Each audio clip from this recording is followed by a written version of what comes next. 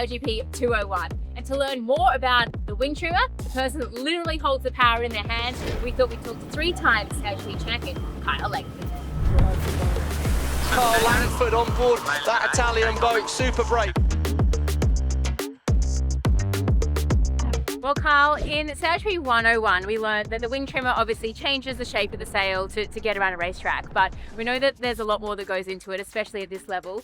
Maybe talk us through, what are you actually trying to achieve as a wing trimmer? Red Bull Italy have nailed their first manoeuvre. The big thing is focusing on the speed, so you've got to have a good feeling. You've obviously got instrumentation there to help you see what the speeds are, but it's a lot about your feeling, you know, when the boat accelerates, how much of an adjustment you need to make on the wing sheet or the twist control, and kind of really trying to predict what's coming with the wind. So when the gust is hitting the boat, trying to anticipate how strong that wind is or how light it's getting, and that will determine how big a change you make. 30 seconds? Yep. It's a drag versus power trade-off. So we're trying to reduce as much drag as possible, but not so much that the hull is hitting the water, because then we need to generate more power. But when you generate power, it's drag. Oh, well, let's pop up in the boat and see where all that data input and feel comes in. Perfect, let's go. Okay, so this is where you're sitting. You've got your wing sheet here. Tell us how much you can feel in that. What does that do as a wing trimmer to understand the power? Yeah, so you've got the wing sheet in your hand, and basically you'll see on the cameras the wing moving backwards and forwards, up and down, and that's basically this rope being let out and being pulled on. But we can't pull it on by ourselves, so we've got 2 grinders, and they're powering this winch, spinning the winch around, and that allows us to pull it back on. When you pull it on, you generate more power. When you let it down, you lose power. That combination of the work between the driver, the wing trimmer and the flight controller, you have to be so in sync to let the boat take off well. Obviously, you've got to work pretty closely with the grinders, so if it does touch down, it's not their fault, or you're always talking to them about what you need, what's coming up ahead? Got a nice gap here, no one behind, no threats right now. More lefty coming, just be careful, getting stuck low. Coming up. It's the grinders and the wing trimmer who's trimming the boat. It's not just the responsibility of the wing trimmer, because without the grinders, we can't sail. So it's really a lot of teamwork there, and what's important is to have the same feel. So when the hull's coming down, at what is the moment you start grinding, because we have 2 ways to generate power. One is with the wing sheet, but the other one is with the twist as well. And so the coordination between the grinders and the wing trimmer, whether you're using the sheet or the twist, that needs to be unspoken, because we don't have the time to communicate that. So, that relationship is hugely important. There's so much information that you're inputting. Obviously, you've got the wing sheet in your hand, you've got the data that's coming at you, and obviously using your eyes. Just talk us through, what are you kind of processing in real time to help, optimize the performance? I think the best sensor on board is the people, and so your feeling is always number 1, but it's important that you back that up and validate that with data. So we have the boat speed, which is probably the number 1 thing that I'm looking at, and also your angle to the wind. And so you want to be as high to the wind and as fast as possible, and you're using your feeling, and then you're always checking in with the data. Because if you're just sailing along not looking at the data, it may feel great, but then your competitor will come ripping past you and you'll realise, oh, actually we could have done something differently. So it's always important to trust your feel, but be open with the data to make sure that you're checking in with where you're at. Got it, drive speed. And board, yep. 3, 2, 1, turning. H1 exit. And then the H2 here. We hear you talking those numbers all the time. Obviously, you talk about boat speed, angle, and that's really critical, I guess, in the foiling, not foiling. We hear you call modes like H1, H2 foiling. As a wing trimmer, does that responsibility rely on you, because you've got, I guess, the most connection between, I guess, the front of the boat, the back of the boat, and the wing sail? The trimmer has the best feel of the power, and it's hard without the rope in your hand, you can actually feel the load changing. So when you have a lot of power, this gets heavier and gets harder to hold. So when we're sailing in a windy venue, this is actually really difficult to hold onto this rope, because there's so much load through it. So you can feel the power, whereas the helm can't feel that power in their hand. And so it's important that you're kind of the link between the feel that they have on the wheel and on the rudder, and the power available in the sail. Wheel, up, all the time. Move, 1, levels, no problem. Yep, above the Swiss. Yep, we'll be above. Yep. And there's a strong trend that the faster you enter a manoeuvre, the better the manoeuvre will be. And so with these courses being so short and narrow, that the manoeuvre loss is huge. So if you can be gaining 5 meters, 10 meters in every maneuver, then that's going to put you to the front of the leaderboard. Whereas the differences in straight line are typically not so much, but it's really the maneuvers where carrying a bit of extra speed into that maneuver, yeah, it's big gains. Coming up now. Coming up, stand by. Trim, Yana, trim, please.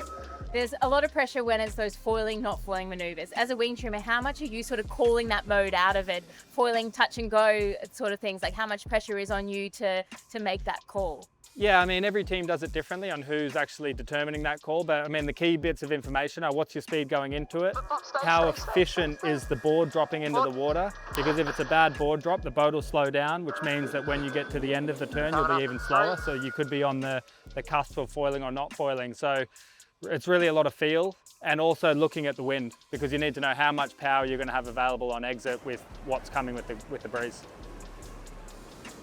One of the things that is obviously so critical on the F50 is popping on the foils. Maybe talk us through your role as a wing trimmer to get the boat flying. Go full trim, or down if you want. Go Yana, go hard, full gas. We're foiling straight away here. Yeah, so the popping on the foils is a really important part of this, obviously, you know, especially in the marginal conditions. And the teams that do it best will win the race because you accelerate, you know, 15, 20, 30 kilometers as soon as you're up on the foil. And so for me, my focus is on the heel. So I keep the, you know, to go from H2 to H1, that's the hull coming out of the water. That's just monitoring the power in the wing. And then when you're popping onto the foils, it's all about reducing drag. So we're also, you know, when the hull comes out of the water, it's reducing drag on the hull, but we're also wanting to reduce aero drag. And it's really that balance between power and drag. You don't want to touch down on the windward hull when you pop on the foil, but you want to reduce as much drag as possible, which means losing power. So it's just a matter of finding that balance and, you know, making sure this windward hull never touches the water during a takeoff. The other thing that happens as you accelerate, the wind flowing across the wing, I imagine, changes a lot as well. Let's get it foiling. Change your page. Let's go to invest here, guys. Right, popping, 30. Yeah, it's massive, and I mean the drag is going up massively. The power is going up with the apparent wind speed, and so you know you can be sailing in 15 kilometers of wind speed, but then as soon as you start foiling, that wind speed that you feel on the boat will be 60. So the apparent wind speed and the massive changes in shape to the sail you have to make through these controls or this control panel is quite massive.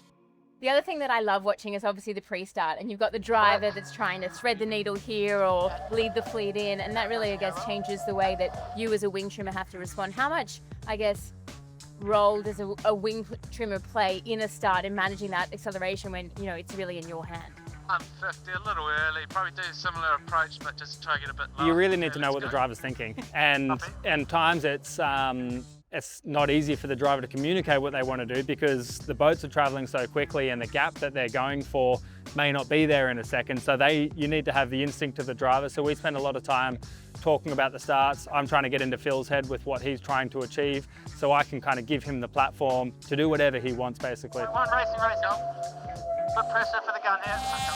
What a start by the fleet, they're going wide now, it's a pure boat speed race. So he can do that turn or he can, you know, come up, and so you're trying to be always ahead of the game because as soon as you're reactionary, you're behind. It is Red Bull Italy with Phil Robertson out in front as they are looking for their first win here this weekend. It's always fun being out in front because you've got what we call clear air, but when you're kind of in the pack, there's disturbed air. How does that impact you as a wing trimmer? Can you feel that, or is that getting relayed in the data? And the first way you see it is on the wind speed. So the true wind speed that we see on board, you know, you get to the end of the race, and if our true wind speed is lower than our competitors, we've clearly been sailing in less breeze than them. So, which means that we've been in bad air or disturbed air, and you can definitely feel it on board. I mean, the performance of the boat just doesn't go, you know, so that disturbed air is huge, and we basically spend all of our time, particularly with the mark rounding decision, trying to decide, you know, where is the clear air going to be and trying to avoid the bad air as much as possible.